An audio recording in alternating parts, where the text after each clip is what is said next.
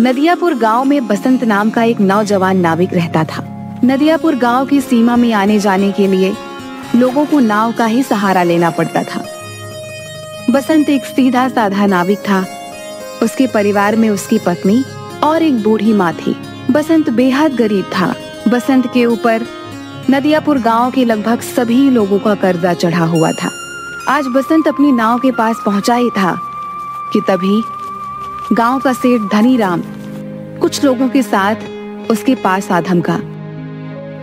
बस बहुत हो गया, अब मामला बर्दाश्त से बाहर होता जा रहा है, समझ गया? पूरे 6 महीने हो गए मुझे बेवकूफ बनाते हुए तुझे।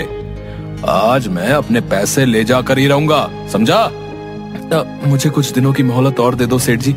आप तो जानते ही हो कि इस वक्त धंधा कितना मंदा चल रहा है। अबे तेरा धंधा कोई मंदा नहीं चल रहा। सच तो ये है कि तू मेरे पैसे देना ही नहीं चाहता। नदियापुर गांव में आने के लिए और जाने के लिए नाव का ही सहारा लेना पड़ता है। ऊपर से ये इलाका टूरिस्ट इलाके में भी आता है। सैलानियों की कोई कमी नहीं है यहाँ पर। तेरा धंधा मंदा कैसे बढ़ सकता है बे? सेठ जी, सारे गांव वाले जानते हैं कि मेरी किस्मत कितनी फूटी हुई है। मैं बड़ी मेहनत से पाई पाई इकट्ठा करता हूँ, लेकिन वो पैसे किसी न किसी वजह से मुझसे खर्च हो जाते हैं। बसंत पर सेठ धनीराम बसंत का मजाक उड़ाते हुए अपने लोगों को देखकर बोला। रे सुना तुम लोगों ने?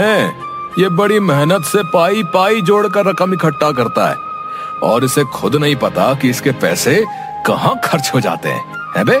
इतना कहकर धनीराम गुस्से से बसंत की ओर देखकर बोला। ये क्यों नहीं कहता कि तू एक नंबर का अय्याश है? सारे पैसे अय्याशी में खर्च कर देता है। बेवकूफ आदमी, तुझे कोई और नहीं मिला बेवकूफ बनाने के लिए, है बे? नहीं नहीं, ऐसा मत कहिए सेठ जी। नदियापुर के सारे लोग जानते हैं कि मैं कितना शरीफ हूँ। मेरे घर में मेरी पत्नी और मेरी बूढ़ी माँ रहती है। मैंने तुझसे ये नहीं पूछा कि तेरे घर में कौन कौन रहता है, समझ गया? अरे तेरे घर में तेरी बूढ़ी माँ रहे या तेरी पत्नी, मुझे इससे क्या? मुझे तो बस मेरे पैसे से मतलब है। और रहा सवाल तेरे शरीफ होने का, अरे तूने तो सारे गांव से कर्जा ले रखा है और जहां तक मुझे जानकारी है तूने किसी के पैसे नहीं चुकाए। मुझे थोड़ी सी मोहलत और दे दीजिए सेठ जी। मैं वादा करता हूँ कि मैं आपकी एक एक पाई चुका दूंगा। ठीक है, लेकिन इस बार मैं तुझे 10 दिन से ज्यादा की मोहलत नहीं दे सकता। 10 दिन के अंदर अंदर अगर मुझे मेरे पैसे नहीं मिले ना, तो मैं तेरा मकान तुझसे छीन कर तुझे धक्के देकर तेरे मकान से बाहर निकाल दूंगा। समझ में आ गई? इतना कहकर धनीराम वहाँ से चला गया और बसंत अपना मुंह लटकाते हुए अपने काम पर लग गया। शाम को थका हारा बसंत जैसे ही अपने घर पर पहुँचा, उसकी पत्नी बोली। आ गए सेठ जी घर पर? आपके पीछे बहुत सारे मेहमान आपको पूछते हुए आए थे। उन्होंने आपका काफी देर तक इंतजार किया और बेचारे इंतजार करके बहुत थक गए। अभी कुछ देर पहले ही गए हैं। झुमकी, मैं जानता हूँ कि तुम किनकी बात कर रही हो। जब तुम सारी बातें जानते ही हो तो फिर उन सबके कर्जे क्यों नहीं चुका देते? तुम अच्छी तरह से जानती हो झुमकी, पिछले कुछ सालों से मेरे साथ क्या हो रहा है। मैं जब भी कुछ पैसे जमा करता हूँ वो किसी न किसी तरह से खर्च हो जाते हैं। पिछली बार माँ का पैर टूट गया था, उसके इलाज में कितने पैसे खर्च हो गए। उसके बाद चोट लगने से तुम्हारी पसली फ्रैक्चर हो गई थी, उसके इलाज पर कितने पैसे खर्च हो गए। मैं तुम्हारी बातों को समझती हूँ, लेकिन गांव वाले इस बात को नहीं समझते। उन्हें तो बस अपने पैसों से मतलब है और आखिरकार वो तुमसे कब तक पैसे नहीं मांगेंगे। गांव का मुखिया धमकी देकर गया है, अगर तुमने गांव वालों के पैसे नहीं दिए तो वो तुम्हारी नाव छीन लेगा। और सेठ धनीराम मुझे धमकी देकर गया है कि अगर 10 दिन के अंदर मैंने उसके पैसे नहीं दिए तो वो मुझसे मेरा मकान छीन लेगा। मेरी समझ में नहीं आता कि अब मैं क्या करूं। मेरी समझ में नहीं आता, गांव में जितने भी नाविक हैं उन सब की ऐश की चांदी कट रही है। उन सब के मकान देखे हैं तुमने? ऐसा लगता है जैसे कि वो कोई नाव नहीं बल्कि कोई कंपनी चलाते हो। तुम सारा दिन नदी के किनारे क्या करते रहते हो? कितनी बार कह चुका हूँ झुमकी, टूरिस्ट मेरी नाव में नहीं आते। ये क्यों नहीं कहते कि तुम्हारी नाव में गांव के भूखे नंगे लोग ही आकर बैठते हैं? उनसे तुम्हें कितनी आमदनी होती होगी। तुम अपनी नाव में नदियापुर घूमने आए सैलानियों को क्यों नहीं बिठाते? जितने भी नाविक हैं वो झूठ बोलकर टूरिस्ट को अपनी नाव में बैठाकर सिर्फ उन्हें चूना लगाते हैं और मुझे झूठ बोलना नहीं आता। नहीं चाहिए मुझे हराम की कमाई। अरे सच्चाई के देवता, ये धंधा है। ये क्यों नहीं कहते कि तुम्हें धंधा करना ही नहीं आता? जिसे तुम धंधा कह रही हो मैं उसे अच्छा नहीं समझता। मेरी तो किस्मत ही फूटी हुई है कि मुझे तुम्हारे जैसा पति, बेवकूफ पति मिला। अगर ऐसे ही हाल रहा ना तो वो दिन दूर नहीं कि जिस दिन तुम्हारी नाव भी तुमसे छीन ली जाएगी।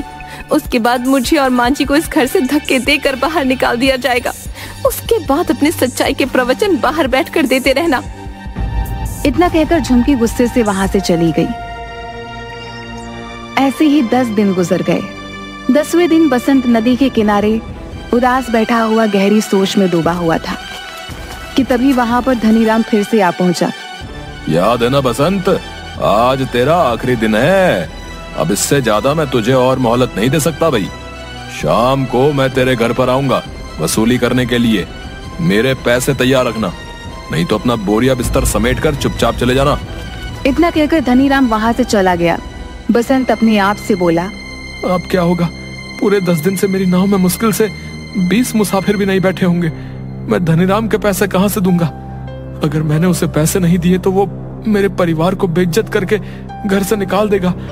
मैं कहां जाऊं? क्या करूं?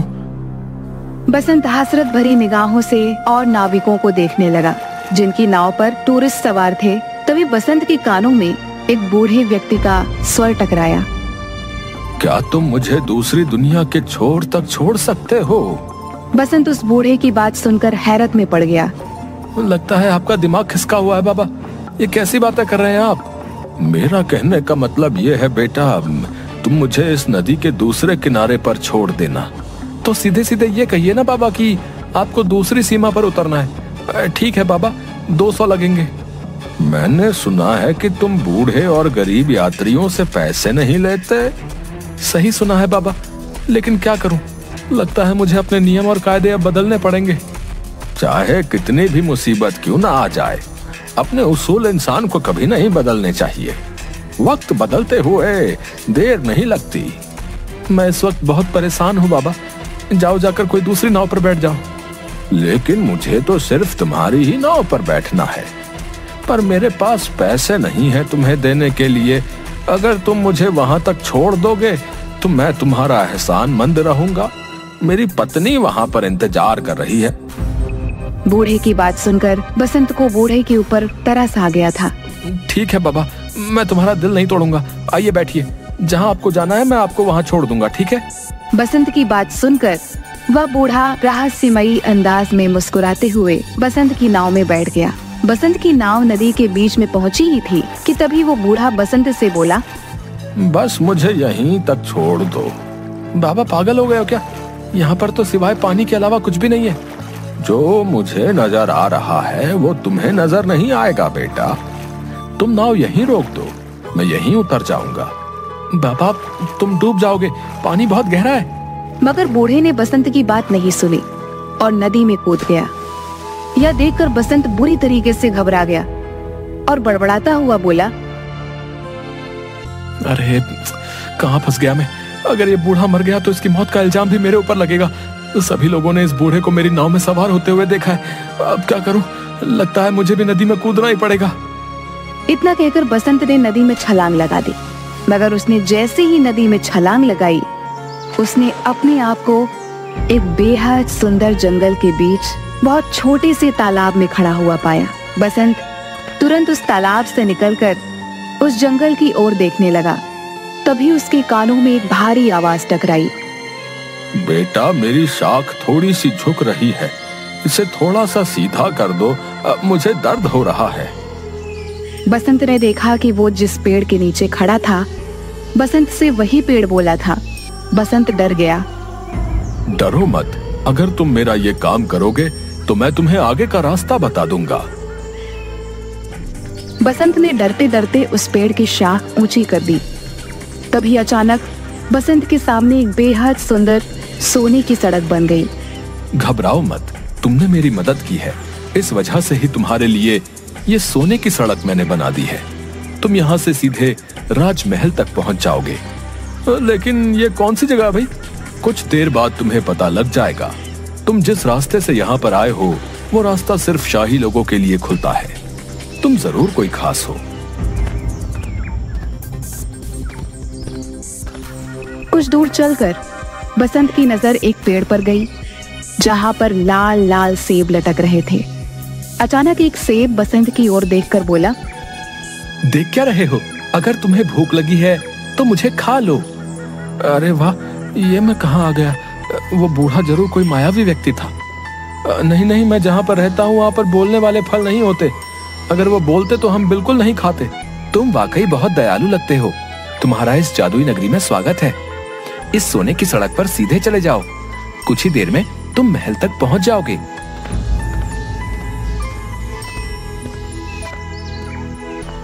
कुछ ही देर में बसंत एक आलीशान महल के सामने पहुंच गया। तभी उसके कंधे पर पीछे से किसी ने हाथ रखा। बसंत ने देखा तो सामने वही बूढ़ा खड़ा उसे देखकर मुस्कुरा रहा था। कौन हो तुम और ये कौन सी जगह है? अचानक वह बूढ़ा एक बेहद सुंदर राजकुमार में तब्दील हो गया। ये सारा का सारा राज्य मेरा है। तुम पृथ्वी पर नहीं बल्कि दूसरी एक जादुई दुनिया में हो। दूसरी दुनिया में? मैं कुछ समझा नहीं।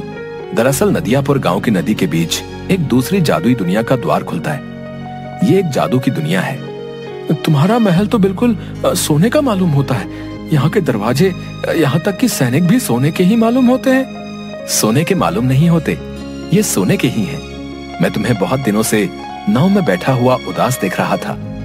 मैं जानता हूँ कि तुम बहुत अच्छे स्वभाव के हो और तुम्हारी दुनिया में अच्छे व्यक्तियों के साथ अच्छा बर्ताव नहीं होता, जबकि हमारी दुनिया में ऐसा बिल्कुल नहीं होता। इसलिए मुझे लगा तुम्हारी मदद करनी चाहिए। इतना कहकर वो राजकुमार बसंत को महल के अंदर की ओर ले गया, जहां पर सोने के सिक्कों के ढेर लगे हुए थे। ये सारे सोने के सिक्के तुम्हारे हैं। तुम्हारी जितनी मर्जी हो यहाँ से ले जा सकते हो और तुम जब चाहो यहाँ पर आ सकते हो। मगर याद रखना, तुम्हें इस बात को हमेशा रहस्य ही रखना होगा। यहाँ तक कि तुम्हें अपनी पत्नी और माँ को भी इस बारे में कभी नहीं बताना। जिस दिन तुम इस राज को छुपाने में नाकामयाब हो जाओगे, तुम्हारे लिए इस दुनिया के द्वार बंद हो जाएंगे, क्योंकि ये यहाँ का नियम है। बसंत ने एक थैले में सैकड़ों सिक्के भर लिए।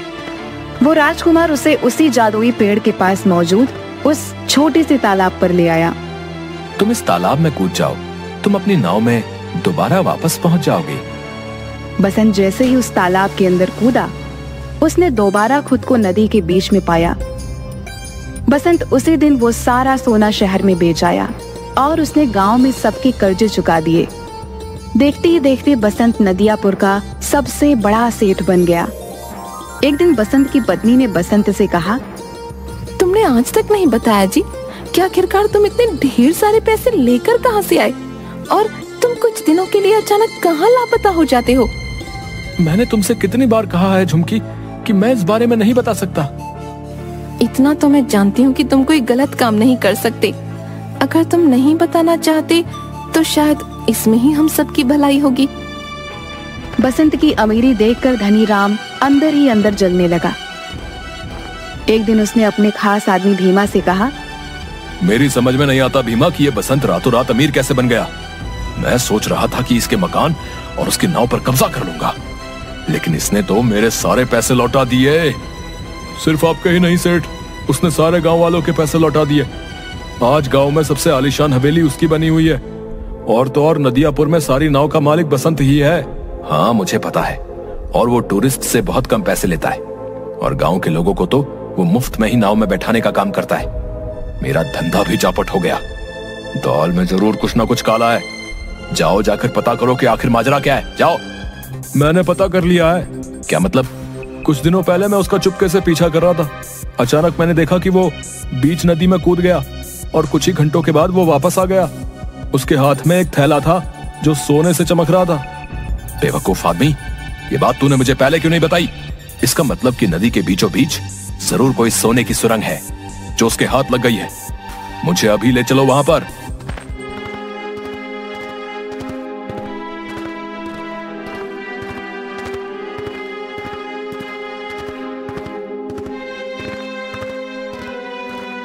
कुछ ही देर में सिर्फ धनी राम और भीमा नदी के बीच पहुंच गए। क्या तुम्हें यकीन है भीमा की बसंत यहीं कूदा था? जी, मैंने उसे ठीक इसी जगह छलांग लगाते हुए देखा था। तो फिर देर किस बात की है भीमा? चलो अब हम दोनों साथ साथ कूदकर उस सोने की सुरंग में पहुंच जाते हैं और सारा का सारा सोना आज ही निकाल लेते हैं। आपने तो मेरे मुंह की बात छीन ली। इतना कहकर वह दोनों नदी में कूद गए। अचानक बहुत तेज एक पानी की लहर आई। भीमा और धनीराम डूबकर मर गए। बसंत ने आज तक उस रहस्यमयी कहानी के बारे में किसी को नहीं बताया था।